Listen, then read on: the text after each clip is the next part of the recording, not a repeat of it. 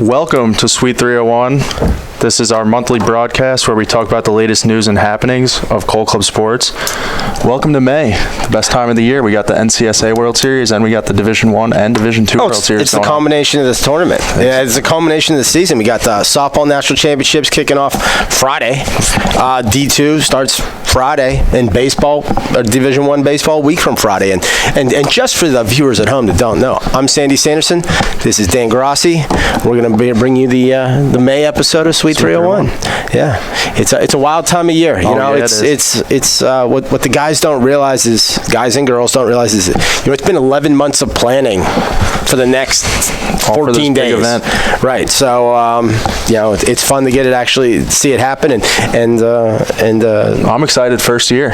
Oh, that's right. Yeah, first year, first World Series for you. So didn't get to go last year because of graduation. Yeah. So. Looking forward to talk about that. So yeah, I forgot you haven't been here a year yet. So this is like your first May.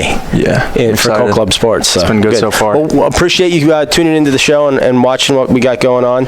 Remember, follow us on our Facebook groups and Twitter for the latest news. We'll have a lot of action going over social media as the upcoming week's events unfold in front of us. And you can subscribe to our YouTube channel at CollClubSports. For videos from around the leagues that we'll have posted up there, both Suite 301s, but as also action videos from player interviews, coaches interviews from the World Series events. So look for that on YouTube. Without further ado, let's get Savannah on the line to talk about some NCSA. Hello. Savannah, how's it going? Doing good. How are you? Doing good. So let's talk about some NCSA, the latest news and happenings. Awesome. I mean, we're down in Georgia. We're getting things ready. Coaches meeting is Thursday. The pool play games start Friday, and then Saturday and Sunday will be our elimination, and then we crown a national champion. It's kind of crazy that it's all, come to a conclusion, come to a head, and it's here. It's finally here. All 16 teams ready and ready to go. So I'm sure they'd start playing now if they could. Absolutely. And what teams will we be seeing in Columbus, Georgia? Okay, well, I'll just go ahead and say them in order of their seeding, 1 through 16 for the pool play. Clemson, Arkansas State, UC Davis, JMU, the reigning national champions, Penn State, UConn, Illinois, Air Force, Florida, Rutgers, Navy, Virginia Tech, Grand Valley, Delaware, Ohio State, and Florida State. So many teams. Yes. And was there any surprise teams make the World Series this year? First-time teams? Rutgers talked about coming down to the World Series for the first time. That's like I said, Rutgers. We've got 13 returning teams from last year's World Series, so only 3 different teams. Wow. Are going to be different competitors this year. So I'm actually, expecting a lot of close games. A lot of these teams have seen each other in the postseason before. So definitely the competition level is going to be higher than usual. Absolutely. And any matchups you're looking forward to? Coastal America, Florida's taking on Florida State. Florida State getting the advantage bid. Nice little rivalry we got there. I'm interested to see that. Should be. Interested to see that one. And definitely, we'll see how the reigning national champions can handle pool play and coming through the bracket again. Last year they went, they didn't have to come out of the losers bracket, so if they can do that again, definitely I think they're a front runner for people thinking they're going to repeat this year. Good stuff. And how many games will be played during the World Series? Over 50. Wow. Wow. 24 games in pool play, plus another 30, 31, depending.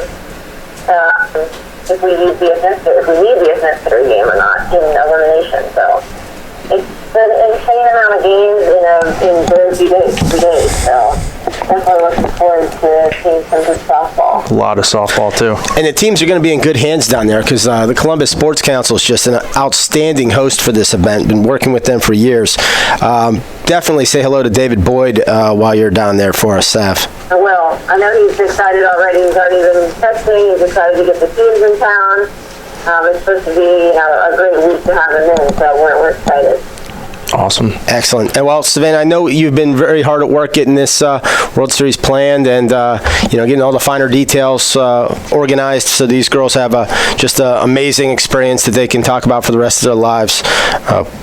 Good luck with everything this coming weekend. Thanks, I appreciate it. Take care, Sav. Great hearing from you. We'll be following you on social media for sure. Okay. Take care. After this commercial break, we'll be joined with Christian Smith to talk about some D1 baseball operations at the World Series. Stay tuned. All right, we're back, and we're joined by Christian Smith, Vice President of Baseball Operations. Christian, it's been a zany weekend of regional playoffs, and it extended through the weekend into today. Why don't you take us through this past weekend of regional playoffs and leading up to the World Series? Yeah, it was a unconventional weekend, and like you said, we even went into today. We Pitt just beat the University of Massachusetts 5-0 to claim the North Atlantic Regional title. Other than that, the 6 other regional tournaments that happened this past weekend went relatively, smoothly as far as weather goes, at least. Nevada had won the SOPAC Regional the previous week. ECU's coming back. Illinois, Florida State, and the University of Oregon are 4 teams that are coming back to Paducah. And then we're also adding, I believe, some newcomers. Texas A&M will be coming, not to the World Series, but to Paducah. Colorado State will also be making it. So it should be a really exciting event down in Paducah, and I know I'm extremely excited about it. Absolutely. So we got 4 teams making a return trip to Paducah. Yep. Nevada making their first ever World Series appearance in program history, and then three teams that have been there in the past making it back. And I know a lot of the number 1 seeds from regionals have moved on to make it there. I think 1, 2, 3. Pitt.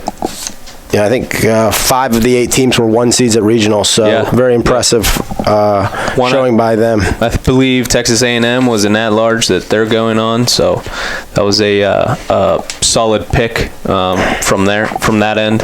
But yeah, it's a good field, and I think it's going to be a very competitive and exciting tournament. Now, you were down running the Mid-Atlantic Regional Tournament down in Martinsville, Virginia.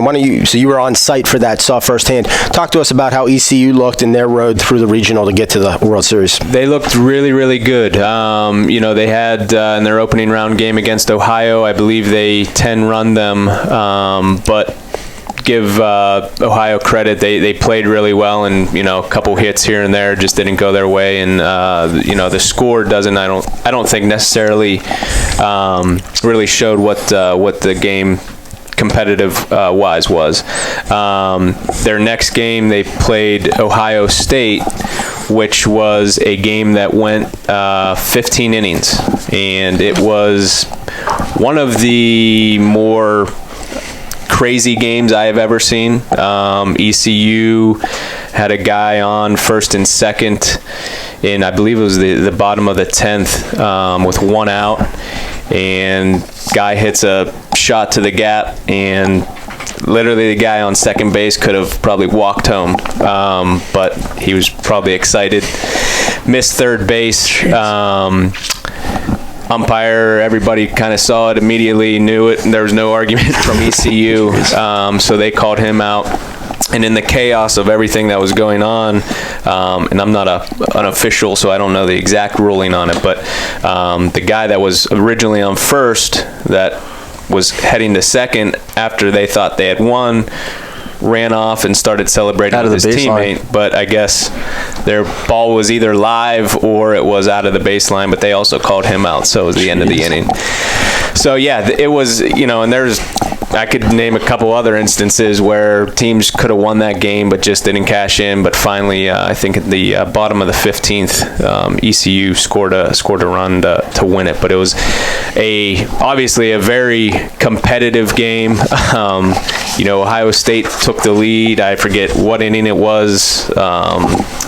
in extras, they went up 6-4 on just an absolute crazy play where it was a grounder to the first baseman. First baseman literally thought he had it in his glove. It hit off his glove and went into the stands, and they scored 2 runs while the first baseman's running into the dugout thinking he has the ball in his hand. So, I mean, it was a crazy game. It was Sounds like a crazy weekend. Really exciting game.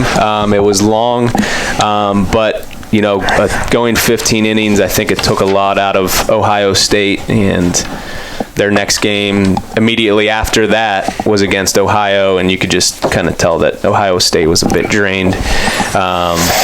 So they lost that one, which made a rematch of last year's Mid-Atlantic Regional, and ECU was just a little too much for Ohio, and 10-run them in the championship game 16-5. So, but yeah, ECU looks great. They're deep as always. They got a 33-man roster. They got a lot of pitching. Great coaching staff. So my hat's off to them. All right. Well, with the North Atlantic Regional just ending about an hour ago, literally just an hour ago, Pitt clinched. And I, before we get in, I want to, the weather patterns didn't look good for the entire week, and I just want to thank all the teams that participated in that event. It wasn't conventional by any means, it wasn't ideal by any means, but you guys got it done. You were great to work with. When I asked them, we need to go into Monday, I was like, all right, we'll drop everything that we had going on. We'll book our hotel rooms again another night. So I do want to thank all those guys, and Rob Perkey and Rick Hall, the guy with the field up at Penn State. So really appreciate you guys working as hard as you did up there. Excellent. Well, the next question on everybody's mind is, when's the seeding come out? When are the opening matchups determined? And take us through the process of what you're doing right this second and for the next hour and a half. Yeah, with the North Atlantic just ending, normally it would probably have seeding already completed. If all the regionals ended yesterday as they were scheduled, we'd probably have the seeding done. But with the North Atlantic going into today, that kind of pushes everything back. The one thing that we're just really waiting on right now is the top 20. The top 20 factors, I believe 25% into the seeding, and so I'm collecting those top 20 ballots as we speak, and got a majority of them, and should have the rest of them hopefully within the next hour. So I would expect seeding to be coming out within an hour, maybe 2 max. All right. So I know everybody's anxious to see who's their opening round matchups, who's going to square off. We've got a great field there, some big name schools. We've got 6-time national championship Colorado State. Coming back. Real excited to see what Nevada brings to the table. We know we got some big sluggers, a couple of them in the Derby, I think. I hope so. All right. So 4 or 5 of them. All right. We'll see. All right. Well, I think that's all we got for you, Christian. Yeah, I need to get back to work, but absolutely you do. Lots going on, but yeah, congratulations to everybody that made the World Series, and we'll see you in Paducah. All right, great. Thank you. See you guys. Thanks for coming on, Christian. Now we're going to hear from Zach Ettinger of Pitt Club Baseball. Now we're joined with Zach Ettinger of Pitt Club Baseball. Zach, first off, congratulations on just clinching the North Atlantic Regional title. Talk to us about the game. I heard you threw a complete game shutout. Yeah, it was a lot of fun, and it was an absolute team win. We had to an extended day on regionals, and we had 19 guys end up being able to stay for another game. So a huge team win for everyone. Good stuff. So who'd you guys play in the championship game? We played UMass. They had a 5-inning game suspended last night, or 2 nights ago, so they brought it back, and I think they beat Delaware this morning in like a 2-1 game or something like that. It was a close game. Good stuff. Are you in the car going back to Pitt right now? Yeah, we're on our way back right now. Zach, Sandy Sanderson here. Congratulations, by the way. Question for you. You guys you took care of your business at regionals, winning all 3 games you played, but you also had a big gap of downtime where you guys were just kind of sitting around waiting for an opponent to hit the field against. How did you guys keep your minds sharp during that time where you're just, in limbo waiting to find out when you take the field again? We've had a couple times where something like this has happened. We've had some weekends with Penn State and with some other guys where we've had rain push games back or push games off, and we've got a lot of guys. So I think what makes this team different from other years is that we've got every single guy ready to play. We have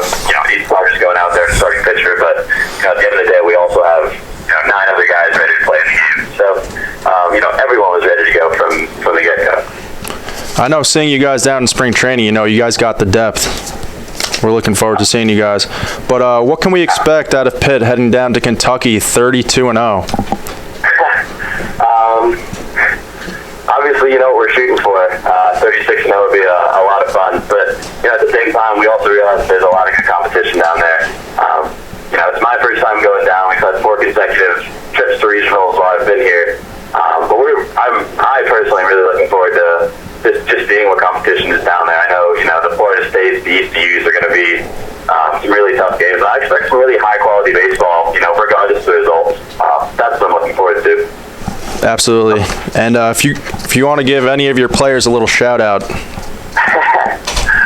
We had 2 starters, so there's some gems this weekend. Calvin Salazar and Chris Scholl. Scott Ferris caught 3 games behind the dish this weekend, really grinded out. Adam Greenfield playing through some injuries this weekend. Riley Burke doing the same thing. So, we've had some guys step up in big situations this weekend, and I'm going to miss a few. And, sorry guys, but those guys stick out to me this weekend as, really stepping out. Good stuff. Well, thanks for calling into the show, and safe travels back to Pitt, and we'll see you down in Paducah. All right, sounds good. Thank you, guys. Yep, take care, Zach. Take care. Bye. All right, that was Zach Ettinger with Pitt Club Baseball, picking up the win in the regional title just today. 32-0. Yeah, 32-0 on the quest. They've done the math. It takes 36 wins to take home the big cup. So, all right, now let's get Eric on the line to talk about some D2 baseball. All right, now we're joined with Eric Curator, Director of Division II Baseball Operations, on the line. Eric, appreciate you taking some time calling to the show. How are things going? We're countdown to launch for the D2 World Series, just ready to kick off this coming Friday. I know the staff hits the road Wednesday morning for our long trek across the country. I feel like we're going to feel like the Griswolds driving across the country, 15 heading hours. to Pittsburgh, Kansas. But how are things coming along on your end? Good. Like you said, we're only a matter of days away, so we're in the final preparations here. Most of the work has been done. Now it's just about executing it, and we're excited. We got our 8 teams. Kind of talk about how they got there real quick, I guess. District 1, Penn State's coming back. I believe it's got to be, the 8th straight year in a row, maybe. They handled everybody within their district, and I know they're excited to come back, especially after last year falling just short, so they're determined. District 2, Maryland, pretty exciting. They had a walk-off home run in the championship game, which was pretty cool. A lot of the video was on Twitter and our Facebook pages and whatnot, so that's pretty cool. They've been to the World Series before, but they have not been to Kansas, so that's a good story. UT Chattanooga, I don't think they've ever been to the World Series, which is a good story. They took down number 1 seed Florida Gulf Coast, who was number 2 in the nation, I believe, so they're obviously very good, and I'm sure they're excited as well. District 4, Dan, you want to talk a little bit about your district playoffs? Yeah, we were over in Buffalo, New York, and Slippery Rock, the at-large bid, didn't know what to expect going into that weekend, and, they grinded it out and had some good sticks in the lineup, and they looked real good. I'm looking forward to seeing them in Pittsburgh, Kansas. Yeah, that's exciting stuff. I don't think they've ever been to a World Series, so good for them, and we're excited to see them down there. District 5, one of our 2 Canadian teams, University of Windsor, is coming down, which is exciting. They've been nationally ranked the whole year, and they came out on top at District 5. They beat Illinois in the championship 2-1, I believe. They have a very impressive squad, and I know they're run very, very professionally, so we're excited to see them down there. In District 6, St. Louis, the at-large bid, which is always exciting to see one of them come out on top. They beat Carbondale, who I believe they played 4 or 5 times throughout the year, and they always had great games, so they're excited too. They're also a returning team as well. And then District 7, Texas A&M Corps Cadets, I believe they won it a couple years ago. They took a year off last year after losing in their district playoff, and now they're coming back, and I'm sure they're hungry because they had tasted it, but it's been a couple years since then. And then District 8, another at-large bid, San Diego.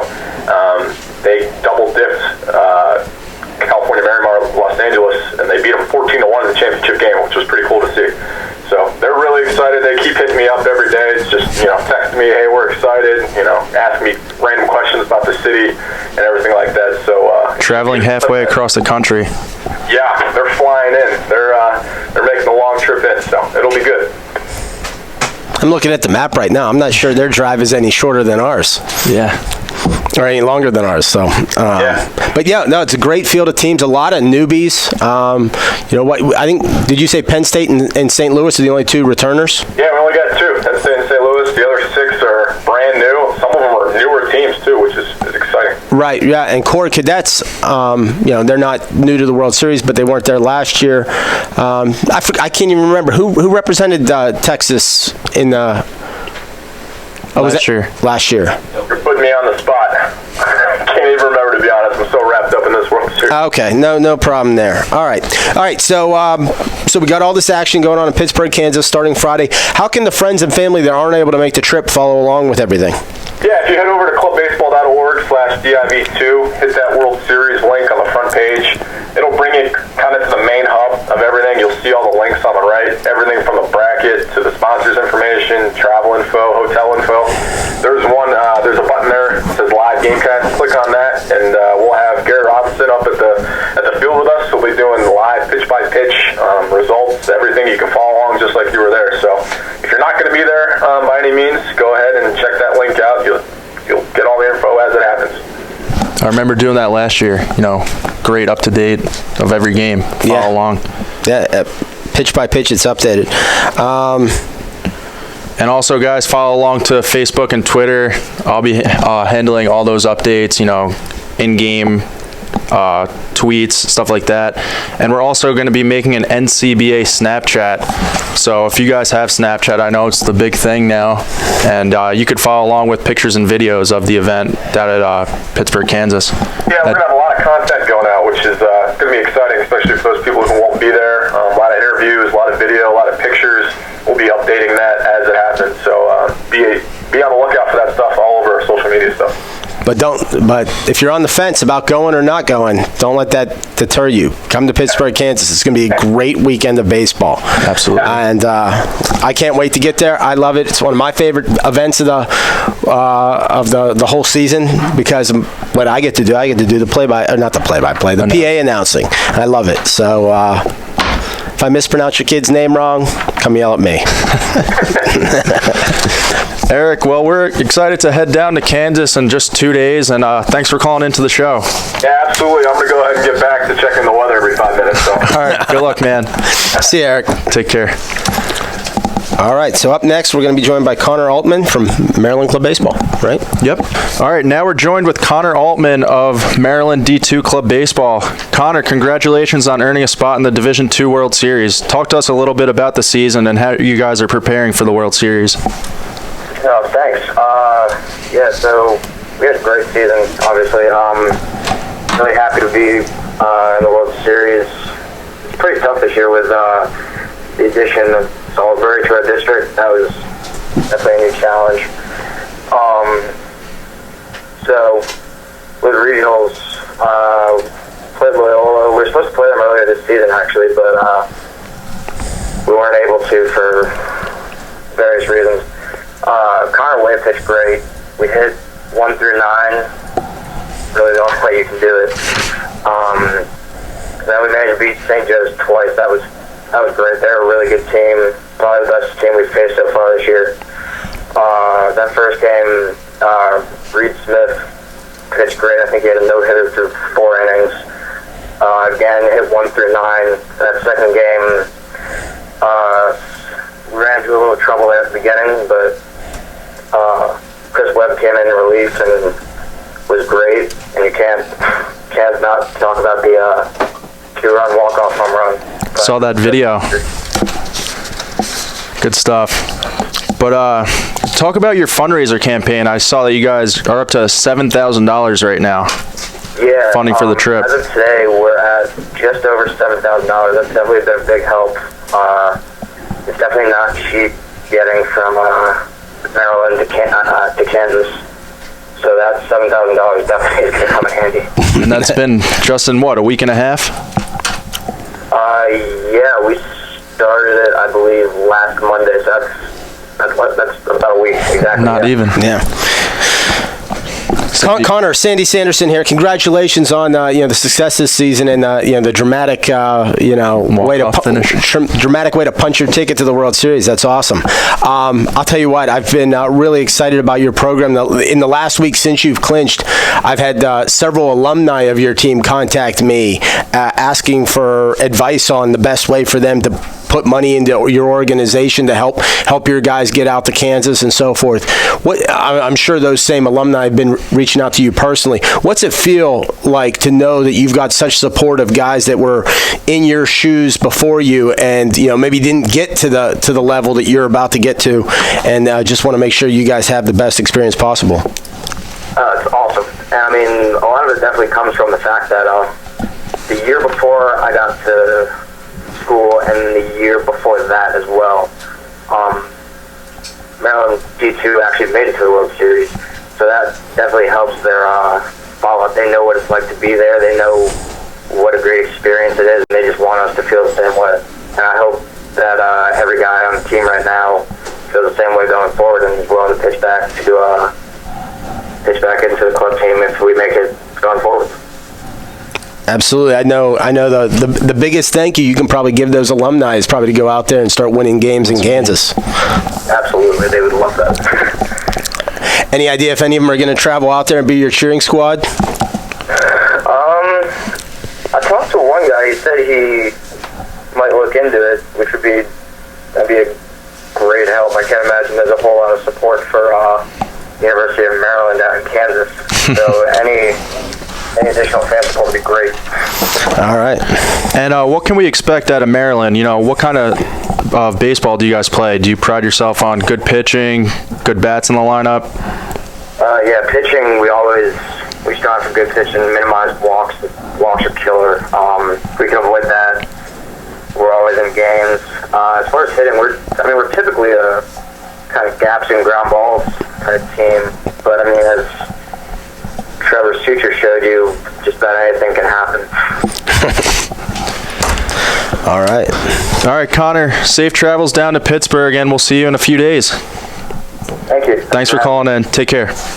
You too. Bye. All right, next we'll be joined with our new hire, Alex, and we'll bring him onto the set. Alex Kane. Come on down. You're the next contestant on Suite 301. Welcome back. I'm joined here by Alex Kane. Alex, first day on the job for CollClubSports. Welcome to the show. Appreciate it. Thanks for having me. Absolutely. Alex comes to us from Bowling Green State University, where he was a pitcher on the club baseball team. And Alex, why don't you tell the folks at home a little about what you're doing here and what your job's going to be and so forth. Absolutely. Like you said, Bowling Green State University.